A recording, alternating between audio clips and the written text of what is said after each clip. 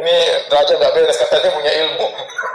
Orang kehausan nggak boleh minum. Ininya, padahal sudah datang perintah Allah. Ini Allah yang suruh, tapi mereka namanya ngeyel.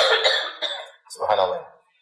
Subhanallah, bagaimana mereka begitu bejat, begitu busuk hati mereka, berani menentang Allah Subhanahu wa taala. Fasyaribu minhu illa qalilan minhum. Maka minumlah mereka dari sungai tersebut kecuali hanya sebagian kecil dari mereka.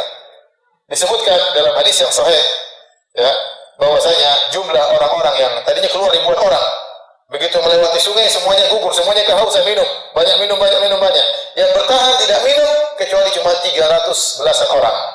Nanti akan kita sebutkan insyaallah hadisnya. Sama dengan jumlah peserta perang Badar. Perang Badar pesertanya 317, 319 ada khilaf. Ya 300 belasan orang. Dari ribuan orang semuanya tumbang. Tinggal 300 orang lebih. Makanya Allah mengatakan fasyaribu minhu illa qalilan minhum. Semuanya minum kecuali cuma sedikit. Falamma jawazahu huwa alladziina aamanu ma'ah. Tatkala mereka melewati sungai tersebut, Talut dan pengikutnya, anak buahnya, tinggal sedikit ratusan orang. Qalu la taqata lana al-yawma bi Jalut wa junudihi. Mereka lihat pasukan Jalut yang begitu banyak, ribuan, sementara mereka cuma 300 sekian. Mereka langsung mengakui kita tidak punya kemampuan melawan mereka. Tidak ada kemampuan. Qala alladziina yadhunnuna annahum mulaqullah. Maka berkatalah sebagian orang dari pasukan Talut yang mereka yakin mereka akan bertemu dengan Allah Subhanahu wa taala. Mereka berkata dengan penuh keyakinan, kam min fi'atin qalilatin ghalabat fi'atan katsiratan biidznillah. Betapa banyak kelompok sedikit bisa mengalahkan kelompok yang banyak dengan izin Allah Subhanahu wa taala. Wallahu ma'as sabirin. Allah akan bersama orang-orang yang sabar. Allah akan tolong orang-orang yang sabar. Akhirnya mereka tetap maju bersama Talut melawan Jalut. Walamma barazu li Jalut wa junudi. Tatkala mereka bertempur, maju dalam medan pertempuran melawan Jalut dan pasukannya. Jalut ini orang jagoan, badan besar, ya. Tidak ada yang berani lawan dia, hebat dalam pertempuran.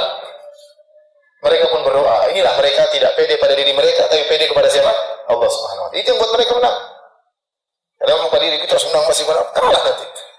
Ya, makanya Allah sebutkan dalam surat At-Taubah, tatkala dalam peristiwa perang Hunain, kata Allah, laqad nasarakumullahu fi mawatin katsiratin wa yawma hunain id ajabatkum kasratukum falam tughni ankum syai'a wa dhaqat 'alaikumul ardu bima rahabat thumma wallaytum mudbirin. Kata Allah, sungguh Allah telah menolong kalian dalam banyak peperangan. Allah menangkan kalian. Wa yawma hunain, tatkala perang Hunain kalian ujub dengan jumlah kalian. Para sahabat itu jumlahnya sekitar 12.000 orang. Sehingga ada seorang yang nyeletuk berkata, lan nuglaba an qillatin al-yawm. Kita tidak akan kalah hari ini karena kita jumlahnya banyak. Waktu mendengar perkataan tersebut, syaqqa dzalika 'ala Nabi. Nabi SAW merasa berat mendengar perkataan tersebut. Berarti mereka pede pada kemampuan mereka, bukan menyerahkan kepada Allah Subhanahu wa taala. Mereka kalah. Kata Allah, "Tsumma wallaytum mudbirin." Kemudian kalian mundur lari. Nah, para pasukan Talut tatkala tahu bahwasanya musuh mereka banyak, mereka serahkan kepada Allah. Kata mereka, "Kam min fi'atin qalilatin ghalabat fi'atan katsiratan biidznillah." Betapa banyak jumlah sedikit mengalahkan jumlah yang banyak dengan izin siapa? Izin Allah Subhanahu wa taala. Kemudian mereka berdoa, "Rabbana afriq alaina sabra wa tsabbit aqdamana wansurna 'alal qaumil kafirin." Mereka berdoa, "Ya Rabb kami, ya, tuangkanlah kesabaran kepada kami dan kokohkanlah kaki-kaki kami dalam berperang dan menangkanlah kami di atas orang-orang kafir." Fahazamuhum biidznillah. Akhirnya mereka menang melawan pasukan Jalut. Kok bisa menang? Ada Daud di situ. Di antara 300 sekian orang tersebut ada seorang pemuda namanya siapa? Daud alaihissalam. Dia berhasil membunuh Jalut. Macam-macam versi dalam buku tafsir bagaimana dia membunuh Jalut. Intinya waktu Jalut berkata, "Wahai Bani Israel, siapa hal min mubali, siapa yang mau lawan saya?" Gak ada yang berani keluar lawan Jalut. Badan besar. Gak ada yang berani keluar. Akhirnya yang keluar Daud. "Saya lawan kamu." Kata dia, "Ente kecil, ente yang lain." "Enggak, saya mau lawan kamu." "Ayo, ada yang lawan." Daud yang maju.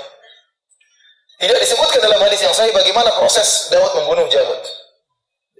Dalam sebagian Israiliyat disebutkan bahwasanya Daud alaihissalam dia adalah penggembala kambing, ya, penggembala ternak, dan dia suka pakai ketapel, ya. Jadi kalau ada misalnya ada serigala ingin makan kambingnya, maka dia ambil batu, dia taruh di semacam tali, baru dia putar-putar, kemudian dia lempar, ya, kena serigala tersebut, sehingga dia ahli dalam melempar apa?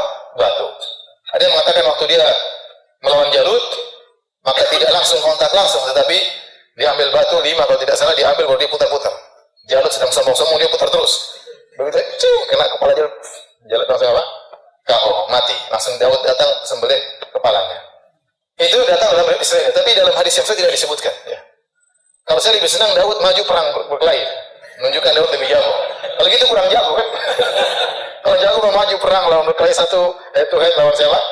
Lawan Jalut. Ya.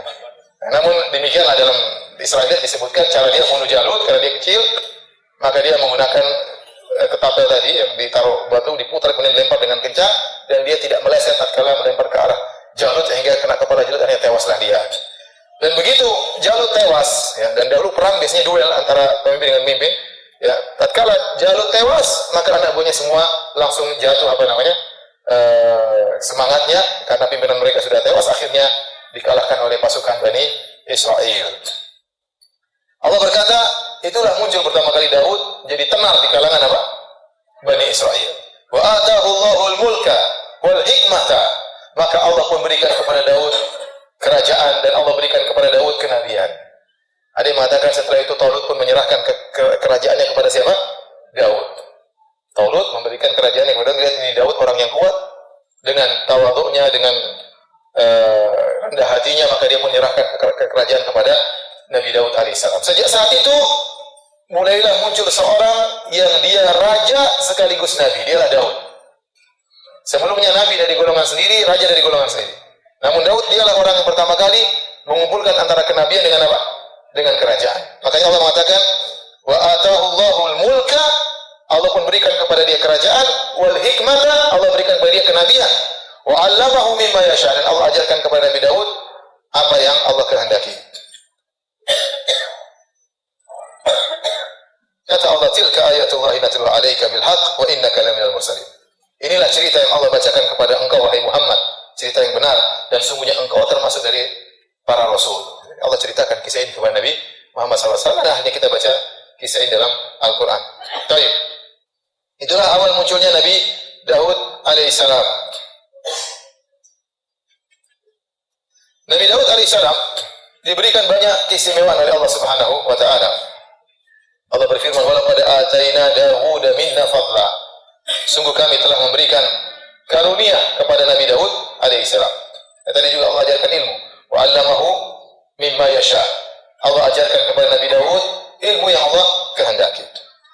Apa saja kelebihan Nabi Daud alaihissalam? Silakan buka surat Sad ayat 17.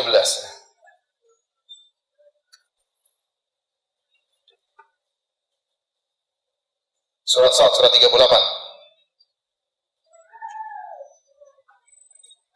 Ayat 17. Jadi, Allah berfirman di ayat 17, "Isbir ala ma yaqulun."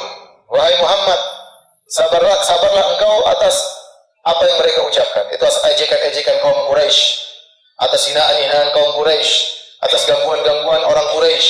Nabi SAW diganggu secara fisik dan juga diganggu secara mental.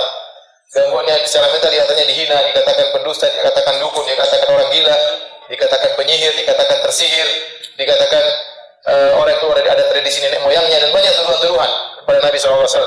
Dan Nabi SAW sedih tatkala dituduh dengan tuduhan yang tidak tersebut.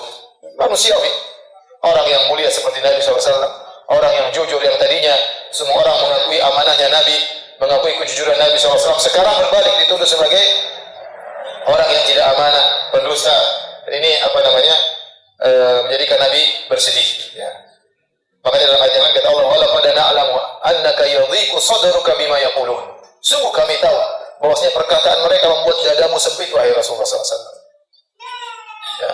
Fasabbih bihamdi rabbika wa qum minas sajidin. Jalan keluarnya tatkala kau menghadapi gangguan-gangguan seperti itu, banyaklah bertasbih dan banyaklah sujud, kata Allah Subhanahu wa taala. Jadi kalau orang dikata-katain, dituduh yang tidak-tidak, kalau dia tidak bisa membela dirinya, tidak ada jalan kecuali berdoa kepada Allah, kecuali mendekatkan diri kepada Allah, menyibukkan diri untuk sholat, maka itu akan menenangkan hatinya. Maka Allah Subhanahu wa taala waktu menyuruh Nabi Muhammad SAW untuk bersabar, Allah ingatkan kepada Nabi SAW tentang kisah Nabi Daud yang rajin beribadah. Makanya Allah berfirman, "Isbir ala ma yaqulun." Sabarlah wahai Muhammad atas apa yang mereka ucapkan. Wadhkur abdana, dan ingatlah hamba kami Daud, dzal aidi,